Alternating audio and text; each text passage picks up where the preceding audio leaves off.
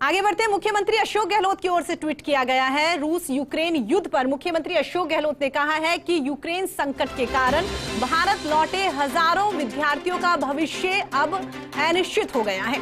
ऐसे में इन बच्चों के भविष्य को ध्यान में रखते हुए एक सकारात्मक फैसला लेना चाहिए। भारत के हजारों बच्चे पढ़ाई के लिए विदेशों में जाते हैं। अधिकांश बच्चे मेडिकल की पढ़ाई के लिए जाते हैं।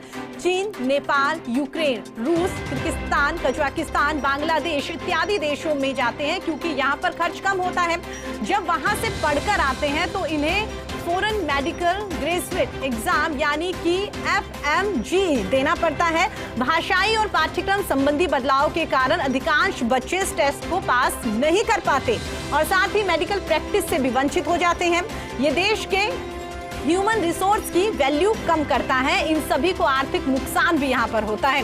यूक्रेन संकट ने हम सभी को विचार करने का एक बड़ा मौका दिया है। क्यों ना केंद्र और राज्य सरकार मिलकर इस मुद्दे पर विचार करें। देश में मेडिकल कॉलेजों और साथ ही मेडिकल सीटों की संख्या में उल्लेखनीय वृद्धि की जाए। तो मुख्यमंत्री अशोक गहलोत की ओर से ये ट्वीट किया गया है और उसी ट्वीट को लेकर हम आपको बता रहे हैं। उन्होंने कहा है कि पैसे कम होने की वजह से अधिकतर स्टूडेंट जो है वो भारत से बाहर जाते हैं। आपको बता दें, उन्होंने कहा यूपीए सरकार ने हर जिले में सरकारी मेडिकल कॉलेज खोलने की स्कीम शुरू करी थी।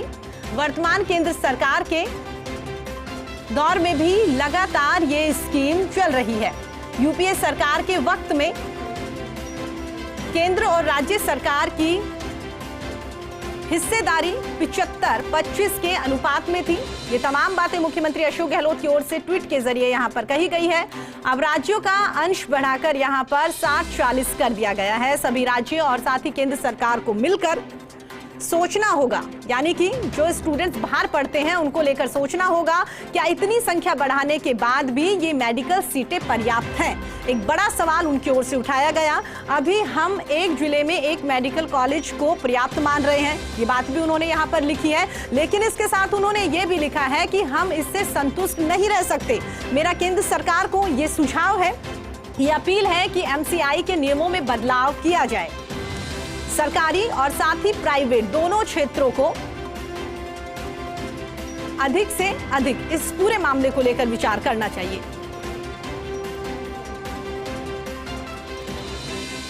इसी पर हमारे साथ बातचीत करने के लिए हमारे सहयोगी नरेश हमारे साथ जुड़ गए। नरेश, एक बड़ा सवाल भी उन्होंने उठाया, उसके साथ ही कह सकते हैं कि वाकई केंद्र और राज्य सरकार को सोचने पर मजबूर किया उन्होंने कि जो स्टूडेंट्स वहां से लौटकर सामने आ रहे हैं उन्हें जो परेशानी का सामना करना पड़ रहा है, ऐसे और भी देशों में बहुत सारे स्टूडेंट हैं।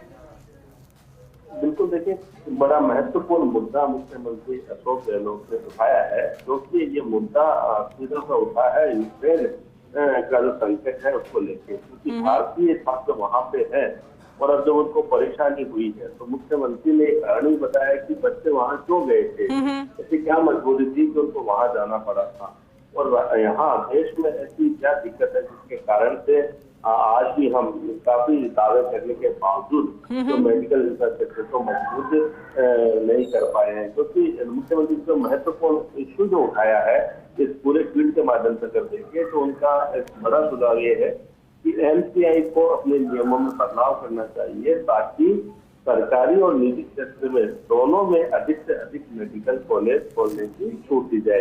क्योंकि अगर अब हम देश की स्थिति की बात करें तो हर 1000 व्यक्ति पर औसतन एक डॉक्टर है और ये भी अधिकांश शहर में है।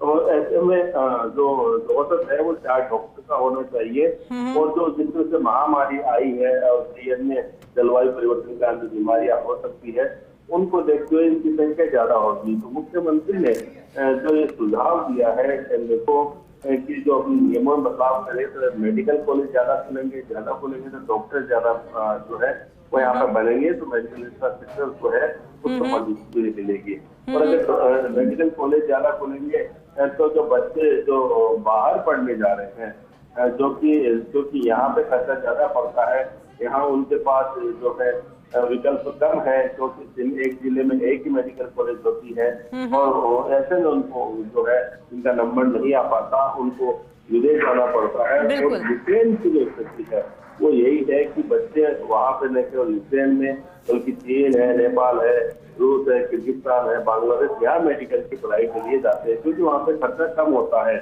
और लेकिन उसके बावजूद भी जो बच्चे वहाँ से पढ़ के यहाँ पे आते हैं तो उन लोगों को मेडिकल जो प्रैक्टिस है उससे वो वंचित रह जाते हैं क्योंकि उस टेस्ट में जो सफल है वो नहीं हो पाते।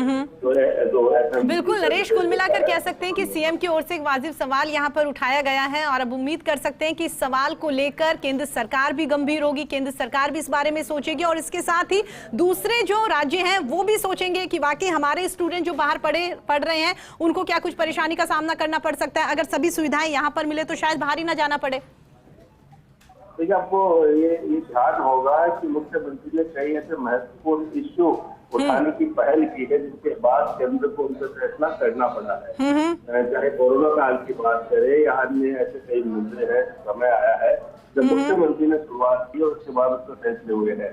तो मुझे लगता है कि जब मुख्यमंत्री ने अब एक और नई बहस को जो है वो यहाँ पे शुरुआत की है और इस मुद्दे की शुरुआत की है कि मेडिकल जो फैसिलिटी है उसके लिए क्या करना चाहिए, किस तरह से कॉलेज खोलनी चाहिए, किस तरह से नियम बदलाव होना चाहिए। देखिए, दो महत्वपूर्ण मुद्दे हैं, पढ़ाई सस्ती होनी चाहिए और छात्रों को विकल्प ज्यादा मिलने चाहिए। क्योंकि अगर एक जिले में, राजस्थान की अगर बात करें तो यहाँ पर हर एक जिले में मेडिकल कॉलेज खुल रहा है, लेकिन एमएमसी गाइडलाइन ये कि ज्यादा कॉलेज नहीं खुलते। तो ऐसे में उस जो जिले के बच्चे अगर मेडिकल पढ़ाई करना चाहते हैं तो वो कहाँ जाएंगे। फिर अगर भारत में अगर पढ़ाई की बात करें तो यहाँ पे खर्चा ज्यादा बैठता है। बिल्कुल नरेश, कुल मिलाकर कह सकते हैं कि वाकई ही एक वाजिब सवाल उनकी ओर से उठाया गया है। उम्मीद करते हैं केंद्र और राज्य सरकारें इस बारे में जरूर सोचेगी। आप हमारे साथ जुड़े, तमाम जानकारी साझा करी उसके लिए आपका बहुत बहुत धन्यवाद।